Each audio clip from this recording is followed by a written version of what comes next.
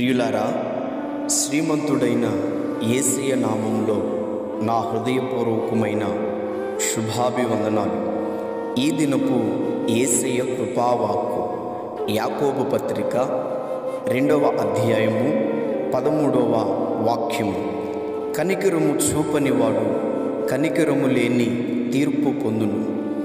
నా దేవుని ప్రియులారా, ఈరోజు మన ఆత్మీయ జీవితంలో మనము ఒకరిని క్షమించలేము, కనికరించి కనికరము చూపలేము.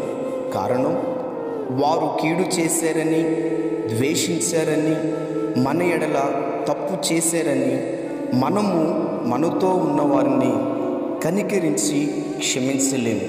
కానీ నీవు నిజమైన భక్తుడవైతే, మంచి ఆత్మీయుడవైతే తప్పక నీవు నీ శత్రువును సహితము కనికరించి క్షమించగలవు. మన పితరుడైన దావీదు తన జీవితంలో తన శత్రువు యొక్క సంతానముపై కనికరము చూపినట్లు మనము తెలుసుకొని ఉన్నాము. అందుకే మన ప్రభువైన యేసుక్రీస్తు వారు ఇలాగున బోధించారు.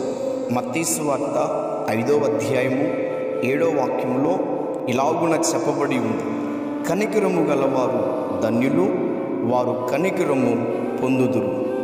అదే విధముగా యోహాను రాసిన మొదటి పత్రిక 3వ అధ్యాయము 17వ వాక్యములో ఇలాగున వ్రాయబడి ఉంది: తన సహోదరునికి లేమి కలుగుట చూచియు అతని ఎడల ఎంతమాత్రమును కనికరము చూపని వాని యందు దేవుని ప్రేమ ఎలాగు నిలుచును.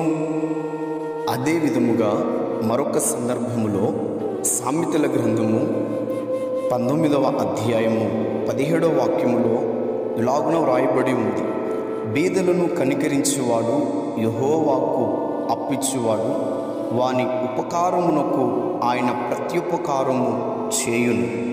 గనుక నా ప్రియులారా, మనతో ఉన్నవారు, మన తోటి వారు మనకు కీడు చేసినా, ద్రోహము చేసినా, మన ఎడల తప్పిదములు చేసినా మనము వారిని కనికరించి క్షమించాలి. మనము ఎప్పుడైతే ఒకరి ఎడల కనికరము చూపి క్షమిస్తామో, ఆ దీర్ఘశాంతుడైన మన యేసయ్య మనలను కనికరించు. దేవుడు ఈ దినము ఇట్టి కృప అనుగ్రహించునుగాక. ఆమేన్.